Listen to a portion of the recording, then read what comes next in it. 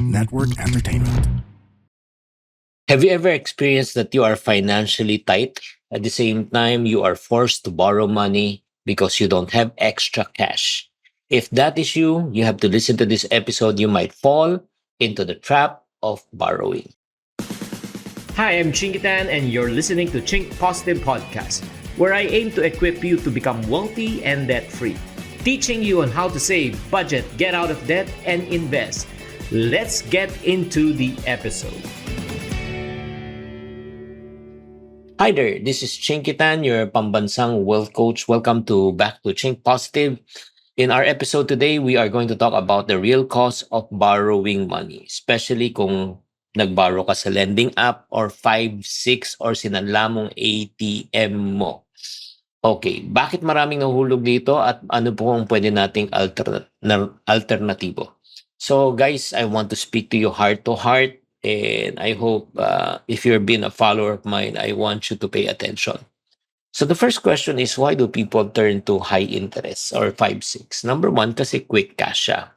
Walang requirements, walang pila. Right now, especially convenient na yung mga OLAP, yung online lending app. Kaya nga, napakabilis. Accessibility.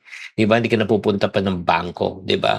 Number three, bakit pumapatol at kumakapit sa patalim minsan ng ibang tao? Desperation. Kailangan eh. Hindi na iniisip yung long term. Ang iniisip lang yung short term. Kailangan ko talaga ngayon. Pero friend, let me tell you this, mga kaiponaryo. Hindi dahil mabilis, dapat mo nang gamitin. Because there are a lot of hidden costs when it comes to this type of mga lending. Like for example, I've known of a lending app who will tell you, okay, it's only 0.75%. 0.75%. So, ang kala mo, 0.75% per month. But in reality, it's not per month, it's per day. So, it's equivalent to almost 20% or 5-6. Kasi with this, sky high ang interest. Let's say you borrowed 1,000 pesos, you have to pay 1,200. That's 20%. Okay? Some of them, even, not only per month, they will even charge you per week. Grabe to. Pagka nag-per week ka, that's 80% per month.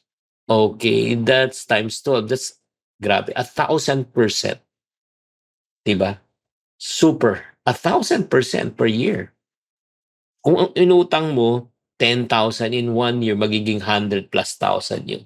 Grabe. And then, at the same time, it's an endless cycle of debt. Diba? So, because every time when you make money, what do? You have to pay the debt. And then number three, it will also create stress and shame. You know what you're exchanging, honestly, once you borrow money? The first thing that really goes out of the window is peace of mind. Because every day you will be thinking about how can I pay them, di ba? Paano kung siningil na ako, di ba? And not only that, you will lose opportunities. Why? Because instead of putting your money to work for you, you are working for money. Every time when you have a paycheck, saan napupunta? Pambayad lang ng interest. Now, Chinky, you have to understand, there are times talagang medyo tight up ako. Kaya nga, number one, kung gusto mo talaga maiwasan ang 5-6, yung mga matataas na interest, number one, mag-ipon ka. Mag-ipon ka ng emergency fund because that's the best way, because prevention is better than cure.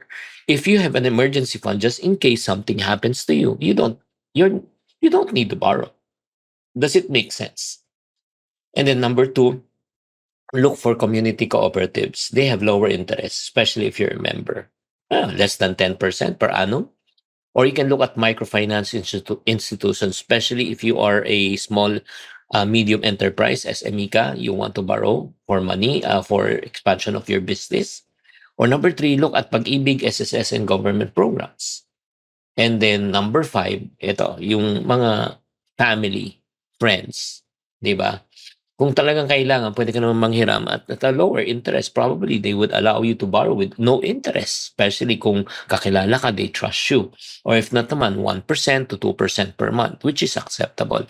And if you ask me, ano yung acceptable na interest? I would say yung maximum, if you're running a business, mga 3%. 3% is maximum already. Don't go to 5, don't go to 7, don't go to 10 per month.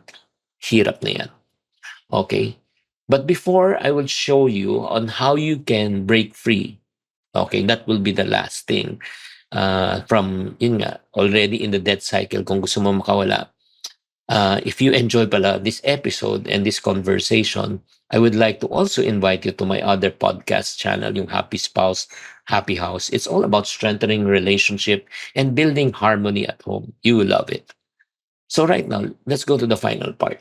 If you really want to break free and if you are already in debt, number one, stop borrowing to pay more debt. You cannot solve a permanent problem with a temporary solution. Number two, list and prioritize. Write down all of your expenses, all of your debt right now, and start to pay off the biggest interest, not the biggest amount, the biggest interest, because you have to remove the burden. Number three, cut down your unnecessary expenses. Kung may mga ginagastos ka, hindi naman necessary, this is not the time.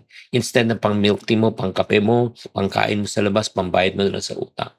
Number four, increase your income. Start a side hustle. You need an extra income. And once you make extra income, it's not for shopping, it's to pay off debt. Number five, seek support. Look for family members, maybe a church, an organization, or probably can join our community. We have a community called TYL, the Yemen in Life. We support one another and help people to really be financially free. And last but not least, promise yourself, do everything possible to get out of debt. Lumabas ka, di ba? You must hate that situation already in order for you to get out. Friend, it's easy to get out of something if you hate the situation. But it is hard.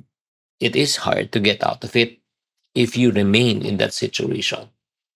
Easy money, always remember, is the most expensive money. Kaya let's choose. Marami pang alternative. Huwag sana tayo mangutang right now and then we will suffer later. So if you like this episode, please share in your comments what you like also. And if you want more practical tips on money and life, make sure that you also subscribe to my YouTube channel. I upload fresh content there on a daily basis. Thank you very much, guys. Sana naman ang prayer ko na makalaya ka talaga sa utang, kapatid, because it is not the will of God for you to be in debt, because it's His will for you to live a prosperous and a blessed life. Tatandaan, as I always say in my podcast, to every problem, there's always a solution. If you're not part of the solution, you're part of the problem. Always think positive. Bye. The opinions of podcast creators, hosts, and guests are not necessarily reflective of the official stance of the Pod Network Entertainment, its hosts, or other network programs. The content created by the people behind the podcast is personal and not meant to harm any religion, ethnicity, group, organization, company, or individual.